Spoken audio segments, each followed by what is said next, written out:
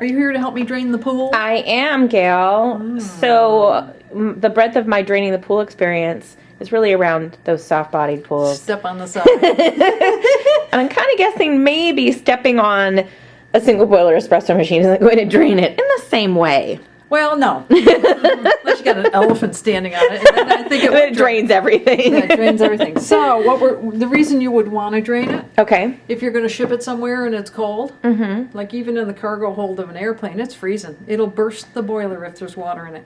So ship it. Ship it, store it. Store it. If you want to store it, or even if you want to store it inside where it's warm.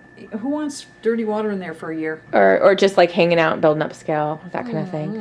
And then just shipping it in general, like Yes. they don't always keep everything nice and upright. Right, and they can go upside down, water will come out, get all over the box, get all over the machine, and then you're not happy, we're not happy, nobody's happy. Nobody's happy. Okay, so we chose the Via Venezia as a single boiler, but this would apply to any single boiler. Traditional single boiler machine. Aroma, Sylvia, any traditional.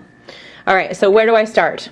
Unplug it, or turn it off. First, water in it, get it up to steam temperature. Okay.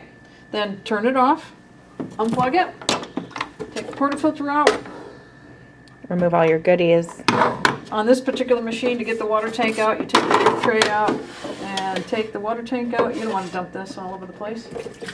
I guess that is important to note that you shouldn't keep a full water tank because you're just going to keep cycling it through. Right, especially if it's on. Okay, so what you need a sink. It's going to be all over the place. So you're going to open this up and you're going to tip it down. By tipping it down like this, you get more water out of the boiler. Okay. And so it's really running on its own steam. Right, Gail? Yeah. I like to do this outside because it squirts all over the place. Yeah. But yeah. But this sink has got enough size to it for the small machine. Kind of corral it. Nothing left. That's it. Oh, well, I've done the Sylvia. You take it outside, it'll squirt for 20 feet. Oh my gosh. Honest to goodness, yeah. Oh. And this is a relatively small boiler, so you just now that I'm done, do I want to close it? Okay. Yeah. All right. So I don't want to let it sit. Well, for shipping. For shipping. Okay. If this is open and there happens to be a little bit of residual left in there, you're probably okay for the freezing. But when they tip it upside down, it'll come out and go all over the place. So is there any plus? There's no plus or minus for me keeping that valve open if I'm just putting it on my garage shelf. Not that I know of. I can't think of any reason why it could be open or closed. Either way. All right. So it can air out that way. Yeah.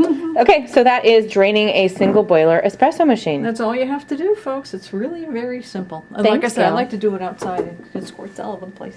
It's kind of fun. All right. Thank you. You're welcome.